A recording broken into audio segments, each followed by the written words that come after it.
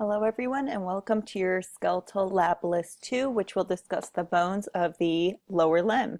So we're going to start off with our hip bone, which is also known as our os coxa. I've taken this image from a Frank Netter atlas, which just has a bunch of various anatomical images, including all of the images you'll see in this lecture. So before the age of really 18 to 21, our hip bones are actually three separate bones. And this is going to include the ilium, the ischium, and the pubis. So let's talk about each one of those bones individually. We'll start off with the ilium. And I want you to notice that this view here is a lateral view. So think about the outside portions of your hips. So if you kind of put your hands on your hips, it's that side over there.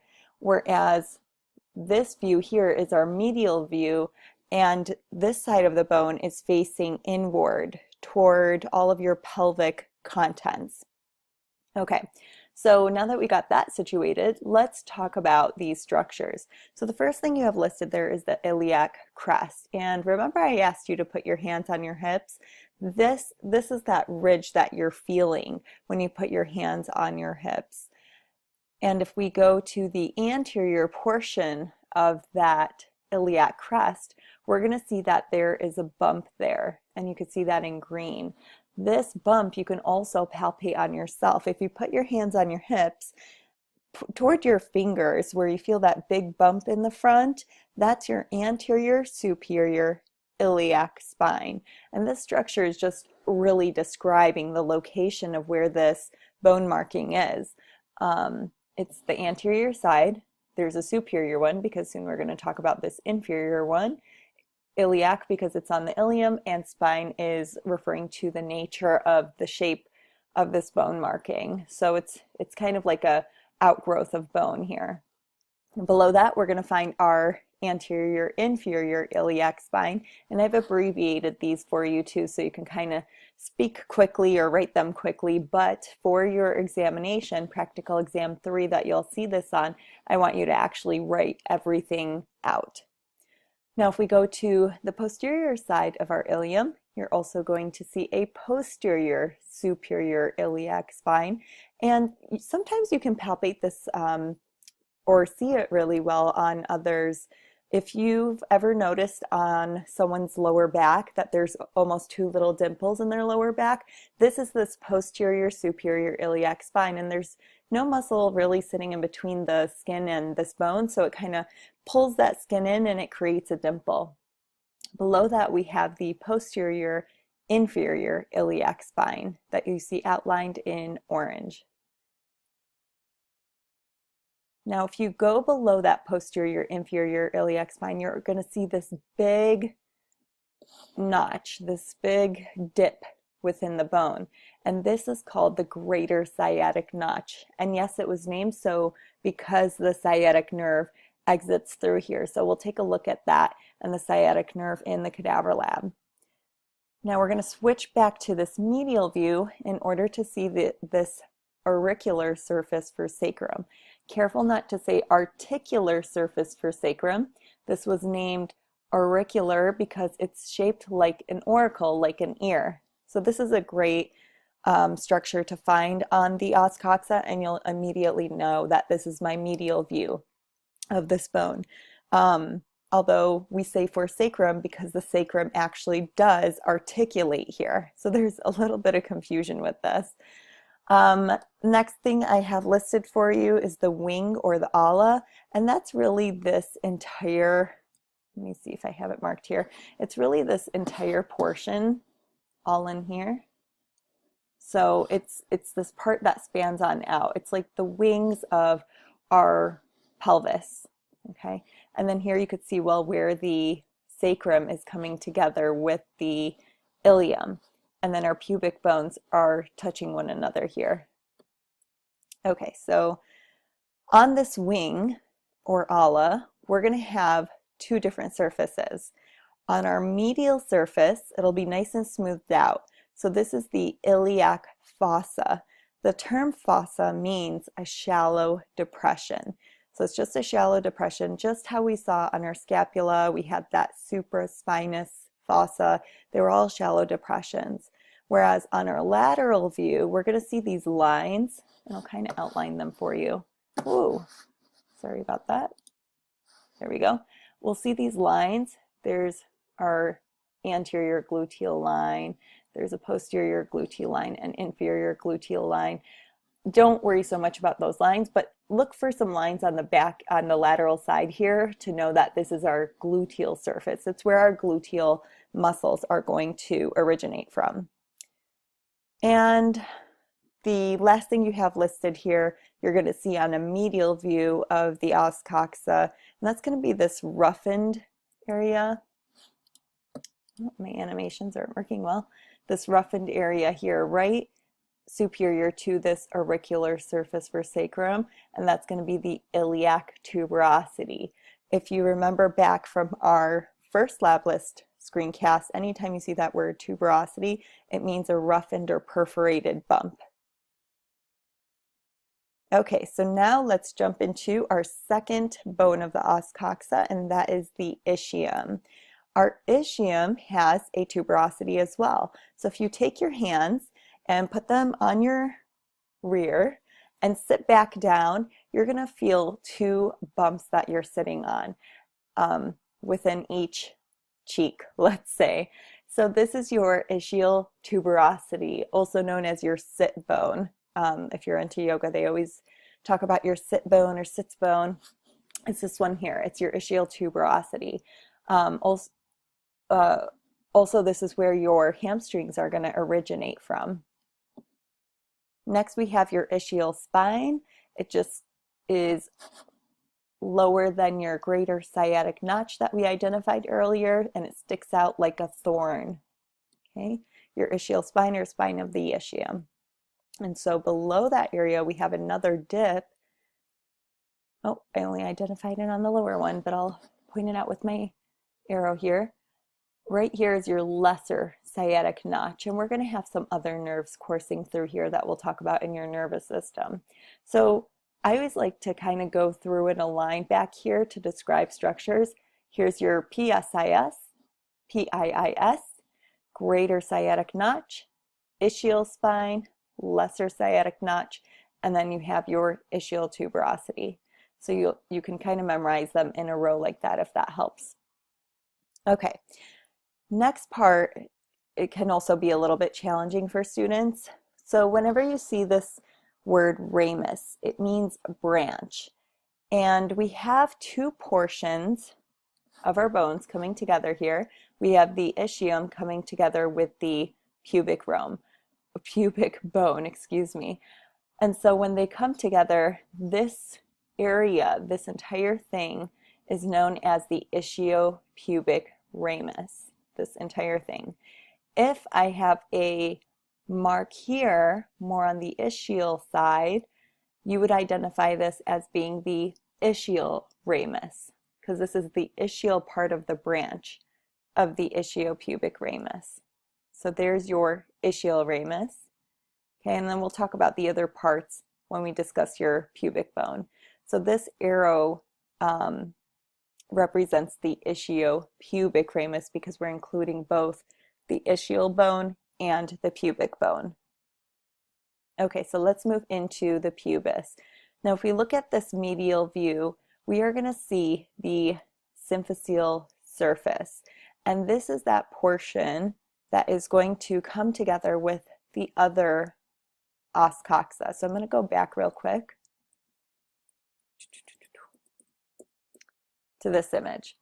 So right in here would be where your symphyseal surface is, and it comes together with the symphyseal surface of the other os coxa and creates the interpubic joint. And remember, this joint will only move during childbirth. So sorry guys, your interpubic joint hopefully will not move unless it's due to injury. Okay, so let's go back to that. Here we go. That symphyseal surface. Now, if you look above that area, you're going to find that Oh, I forgot to put an image in here.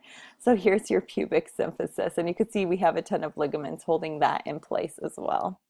Okay, moving on to our next term will be the pubic tubercle. So if you look at the symphyseal surface and look right above it, there's a sharp bump here, and that is called your pubic tubercle.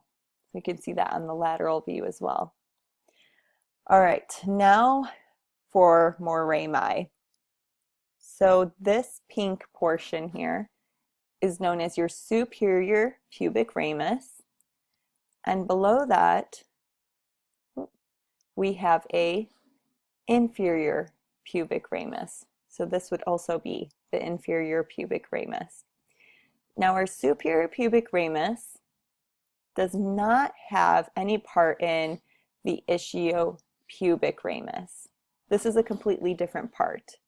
However, this inferior pubic ramus is a part of the ischiopubic ramus, this entire branch. So I could say inferior pubic ramus plus ischial ramus equals ischiopubic ramus. Oh, and I have that slide for you right here. There's our ischiopubic ramus. There's my ischial ramus, and there's my inferior pubic ramus. Cool. Okay, now we have a structure that's created by all three bones, the ilium, ischium, and pubis all together, and that is the acetabulum. Acetabulum was actually named so after acetic acid because they used to use a ladle to scoop out vinegar from the barrel. And so anatomists thought, oh, this looks like a ladle shape, which it's very deep, like a deep pocket for the head of the femur. And so they named it acetabulum. So we find this on the lateral surface only. It is made up of those three bones, and they fuse together between the ages of 18 to 21. And like I said, the head of the femur is going to articulate here. Now there are two different parts to the acetabulum. Okay, there's our view of the head of the femur articulating with the acetabulum. Okay, so there are two parts here. This opening portion here is known as the notch or the acetabular notch. And then the moon-like surface is going to be known as the lunate surface. And we have a hole here, so we're going to use the term foramen. So foramen means hole, but obturator means to stop up. And that's because we have a membrane. That's the hole there, but the membrane kind of goes across like this. This obturator membrane stops up or closes up this hole. So the obturator foramen is created by two bones. You can see it's kind of encirculated by the pubis and the ischium. So before we move on, I just want to make it clear that from the hip over to the knee, we're going to call that the thigh. And from the knee over to the ankle, we're going to call that the leg. So we wouldn't call this entire thing the leg. We would call this entire thing the lower extremity. This would be the thigh, the leg, ankle joint, and foot. So let's continue on with our femur. This is the longest bone in the body. Femur means thigh in Latin. And we're going to see the head of the femur is a nice spherical structure that will articulate with the acetabulum that we just saw on the os coxa. Now, if you look at the head of the femur, you might see this little dip here, and that is called the fovea. And the fovea is a little depression that you can kind of fit your pinky into that will have a ligament to attach to the acetabulum, holding the head of the femur in place a little bit more. Below the head, we're going to have a constricted area that's known as the neck of the femur. And then just how on our humerus we had those two bumps, these bumps are a little bit more irregular, and so anatomists gave it a new term and called it trochanter. So we have a greater trochanter, that's going to be larger of the two bumps, and a lesser trochanter. And here's another view. This is a posterior view of our femur now, whereas the view we saw earlier is an anterior view. Your lesser trochanter is right here. Okay, so this is better seen on a posterior view. Now, sitting in between these two trochanters is the intertrochanteric crest. We can only see this posteriorly, whereas our intertrochanteric line, we can only see this anteriorly. So it's, again, connecting this greater trochanter down to the lesser trochanter. So the best way that I've found to learn this is going to be PC, like Mac or PC person. I'm more of a Mac person, but anyway, PC, we use that to remember posterior is the crest. And then for intertrochanteric line, one of my favorite cities is LA. The line is anterior. So that might help drill in that the line's anterior and the crest is posterior. Now, underneath our greater trochanter, this is going to be another depression that you can fit your pinky into, is going to be the trochanteric fossa. Trochanteric fossa. And we have another roughened bump on this bone. This will be our gluteal tuberosity. And we're going to have our gluteus maximus muscle inserting here. So this is really cool because you can see a neat dissection of this in the cadaver lab, and that muscle moving straight into that roughened bump, gluteal tuberosity. Looking at the rest of the femur here, we're going to have the shaft of the body, easy enough. This is also known as the diaphysis, which we'll discuss in chapter 6. And on the posterior view here, we're going to see this really thick, rough line called the linea aspera. And that's in fact what it means. Linea means line, aspera means rough. So it's a rough, thick line. Now we're going to move to the distal portion of the femur. We will have these bumps on our condyles known as the medial and lateral epicondyle. And again, our medial one is going to be a little bit bigger because there's another extra structure on there, which I'll discuss in a moment. And to separate out the condyles, I want you to look in this region here outlined in purple. This is your medial condyle of the femur, and this is your lateral condyle of the femur. So I want to take a moment now to mention on your exam, if you have this marked, you can't just say, let's say, medial condyle, because there's a medial condyle on a couple of bones. We have it on the femur, we have it on the humerus, there's one on the tibia. So you want to be specific. You need to say medial condyle of the femur. Now in between these condyles, we have a depression.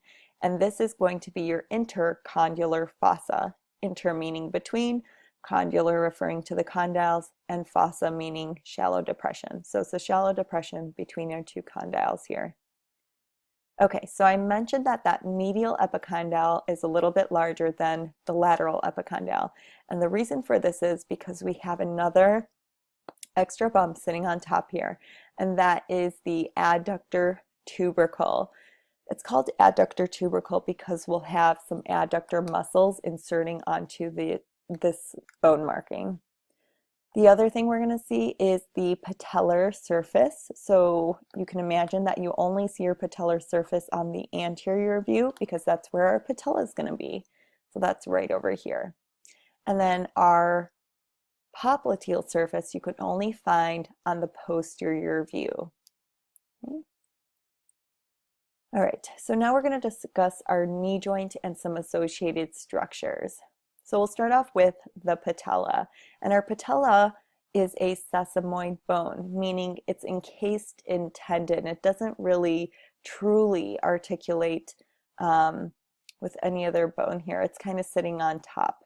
And we have a patellar ligament that will attach from the patella over to what we'll soon know to be the tibial tuberosity, which you can feel on yourself. If you feel your patella and then shift on down, and you'll feel another bump right before you get like a dip into the shaft of the tibia, that's going to be your patellar ligament. Okay, so here's our patella. And how do you tell a right patella from a left patella? Well, what you're going to do is, if you have one in lab, you look for the apex, which is going to be the pointed portion of the patella. You point that away from you, and this patella isn't completely flat on the back side that you don't see here. It's going to tip down toward the side that is either right or left.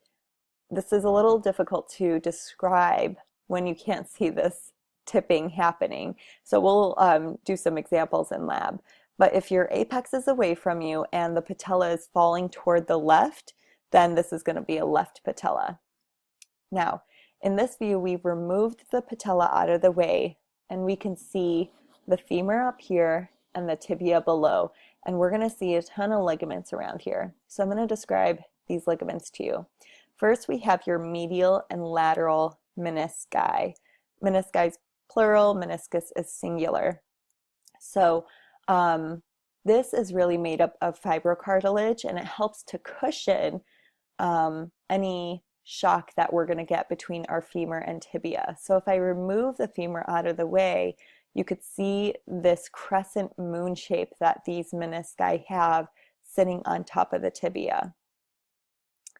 Now let's move into our cruciate ligaments. Cruciate means cross, so you can see how these ligaments are kind of crossing each other over here. So in red, I have my posterior cruciate ligament, which is the PCL, and this is attaching the medial condyle of the femur over toward the posterior surface of the tibia, which is why we call it the posterior cruciate ligament. And our anterior cruciate ligament is attaching from the lateral condyle of the femur over to the anterior side of the tibia, which is why it's called the anterior cruciate ligament. So if this ligament was not here, the ACL, we would be able to pull that tibia anteriorly. And next we have our collateral ligaments. So this is kind of on the collateral sides of our bones here. So first we're going to see the tibial or medial collateral ligament. Okay, we could see that connecting that medial side of the medial condyle of the femur to the medial surface of the tibia. And then we have our fibular collateral ligament, or we can also call this the lateral collateral ligament or peroneal collateral ligament here on the lateral side. The reason we have this extra term here, peroneal, is because fibular and peroneal are used interchangeably now. Those doctors or health professionals that have kind of gotten their schooling back in the day probably call it more peroneal because that's how they were taught, whereas the newer generations, they're using the term fibular. So it's important to know both as this term is in transition. Okay, so now let's talk about the two bones we find in the leg, and that is the tibia and fibula. Our tibia we're going to find more on the medial side, fibula more on the lateral side, and they are held together by an interosseous membrane. So let's break that word down. Inter meaning between, osseous meaning bone, and membrane, of course, is just some connective tissue. So sitting in between the tibia and the fibula. And we also have this in the forearm too, between the ulna and the radius. So let's start with the tibia first. Our tibia, like I mentioned earlier, also has condyles. We have a lateral condyle and medial condyle. This one being our medial condyle because we know our fibula sits laterally, so that would make this the lateral condyle. And then if we go a little bit inferior to that area, we're going to see our tibial tuberosity. Now remember, this is where your patellar ligament attaches to, and it's also where all of your quadriceps muscle on the anterior surface of your thigh are going to go and insert into. We have our body or shaft, which is easy enough to remember. That interosseous border on our tibia will face laterally because we know that interosseous membrane will sit in between here to attach to that border. Now I'm looking at a posterior view of our tibia. You're going to see some lines back here on the shaft, and that's known as the soleal line.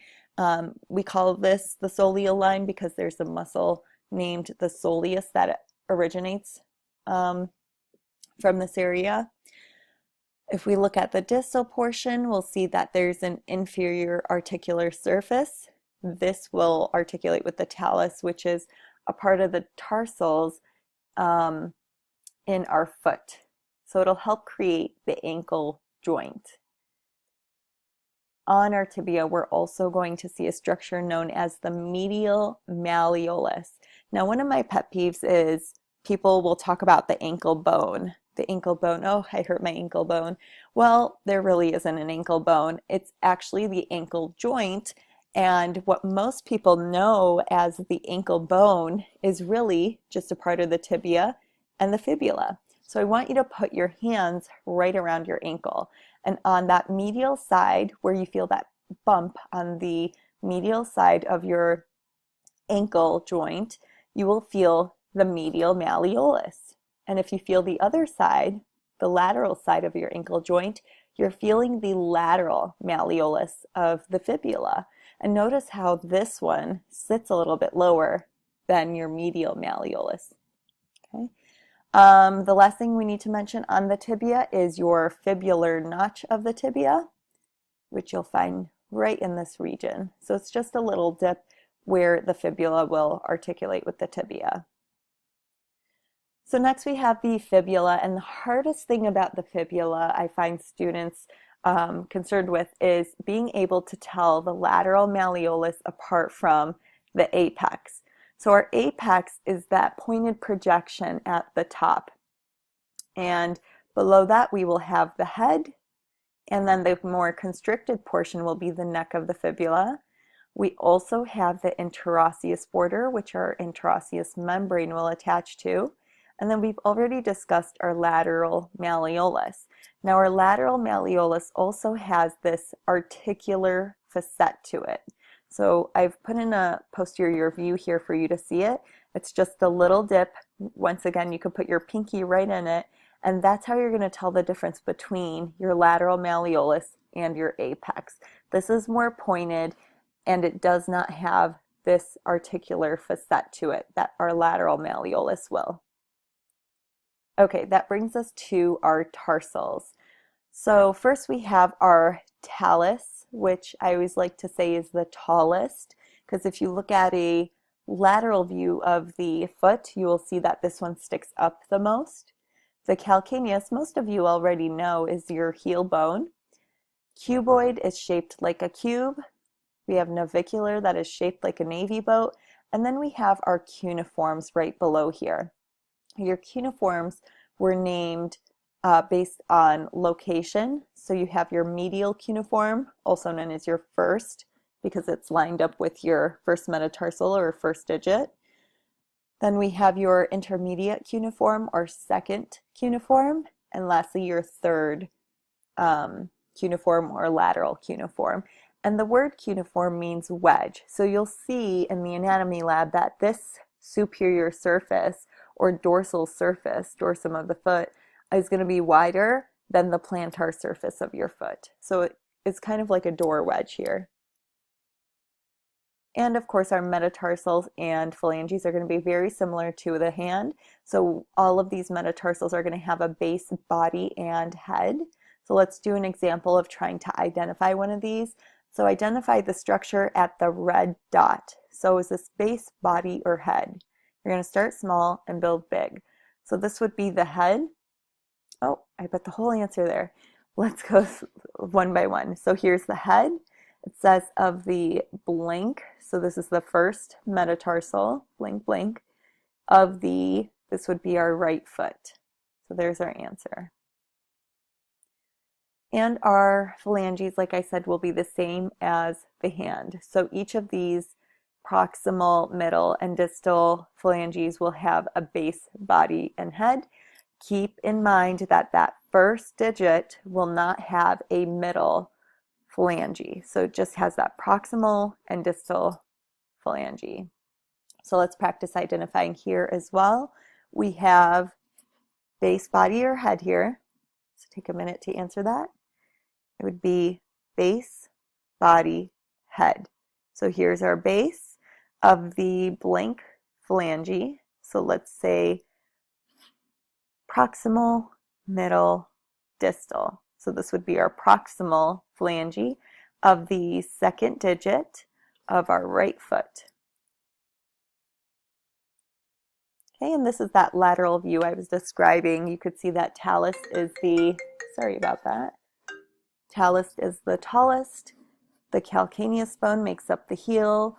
This would be your cuboid bone. Here's navicular, and this would be, we can only see two of your cuneiform bones here. This would be your third or lateral cuneiform and the intermediate or second cuneiform. Your metatarsal bones, and of course all of your phalanges. So that is going to be the end of this screencast. If you have any questions before our lab on Thursday, please let me know. Otherwise, have a wonderful day.